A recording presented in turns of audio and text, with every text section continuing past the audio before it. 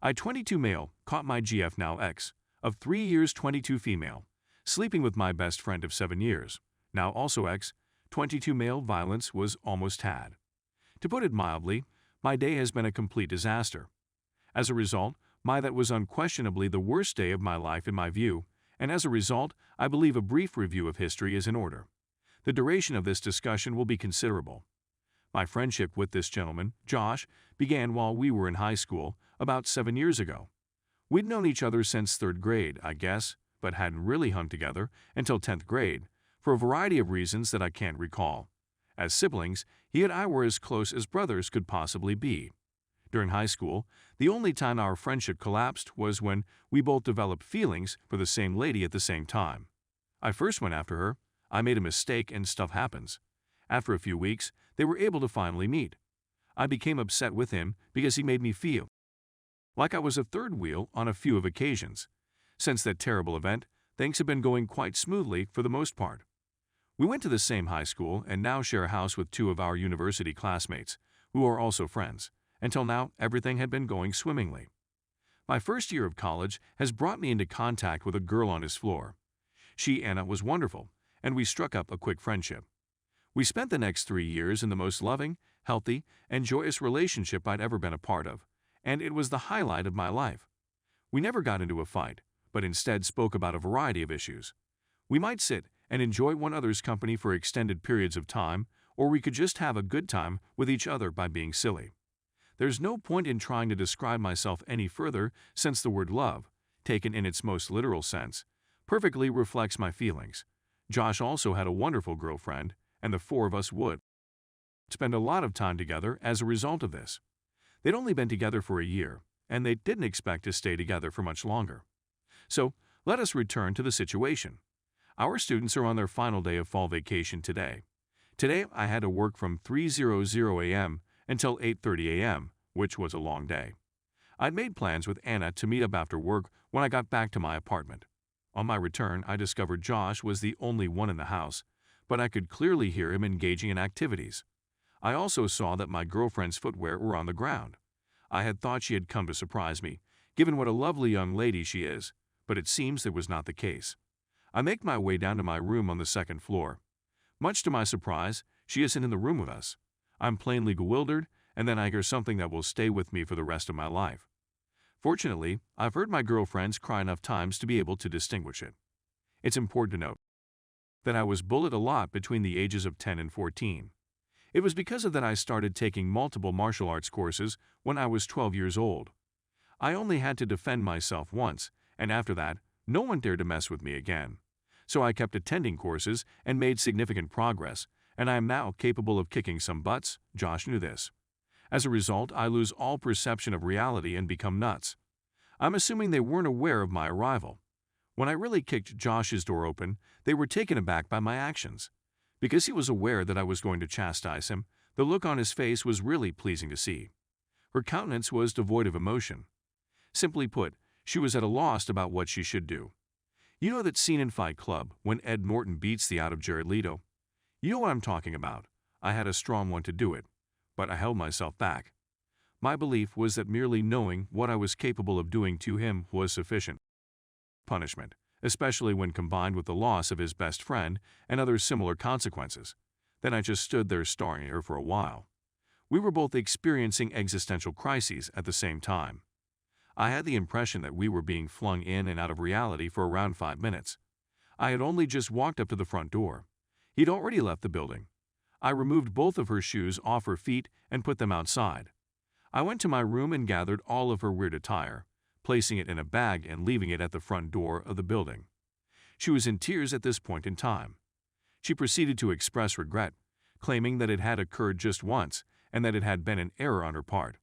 I told her to go and never talk to me again in the most calm and collected way I could muster, and that we were officially through. My emotions were exploding, and I could feel them erupting. The thought of curling up in a ball and dying made me want to and shout.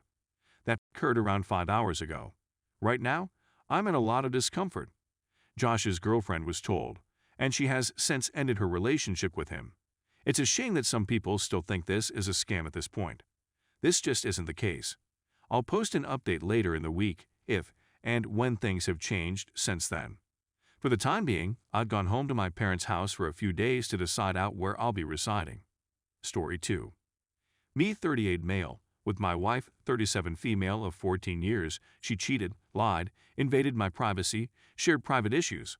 I've been married to one of the nicest, most generous persons I've ever encountered for the last 14 years. She's kind and outgoing, as well as talented and amusing. Everything went well for the most part, despite communication difficulties. It's mostly due to the fact that I'm the polar opposite, an introvert and a private person. The first issue is as follows. Following our wedding, she told me that when we were dating 15 years or more ago, her ex-boyfriend walked up and kissed her while they were having a conversation. I was overjoyed when she informed me, but something about the way she told me made me feel a little uneasy. It was about 7 months ago when I found what it was. It was because of her sorrow that she came clean and told me that she had kissed him, not the other way around. She said that she kissed her ex because she had feelings for him and wanted to express them. It was only after kissing him that she realized she hadn't done so. A few things were causing me irritation. She was the one who cheated on me initially. Second, she lied about what happened for 15 years about what happened. My wife and I had already built a life together, kids, home, dog business, when this happened, and I don't believe it would have happened had she not notified me immediately away. My life would be considerably different right now. Because that sort of content is tough for me to digest, I had a terrible time with it at first. According to her latest statements, she has shown no regret for what she has done. That she believed something positive came out of it, in the sense that she realized she no longer had feelings for her ex-boyfriend. Moment 1. WTF is going on? Another issue is that my wife opted to encroach on my personal space just a few days after she had told me the truth. She'd been aware for some time that I had a problem with porn, so she set up DNS tracking and started keeping track of my whereabouts online. Upon her return to me after a week, she told me that porn was a bigger issue for her than kissing a guy 15 years before. She recently said that she believed it was an act of adultery and that she wanted to talk about it. My advice to her was that she should take a step back and come to a full stop. That she had the authority to persuade me that kissing a guy wasn't a big deal was beyond me. A dilemma had been hurting me for 15 years, and I wasn't ready to move on to other matters at that point. This was especially true when it seemed that she was merely seeking to deflect my focus away from my current issue. In addition, I was outraged that she had intruded on my personal space. I have nothing to hide, and you should neither, she said emphatically. WTF moment number 2. Now we're at a standstill, and I'm furious because she's cheating, lying, dismissing my sentiments, and violating my private.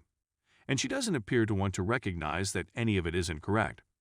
The most I've received from her in the last 6 months is I should have handled things better, and most recently, one day you'll understand.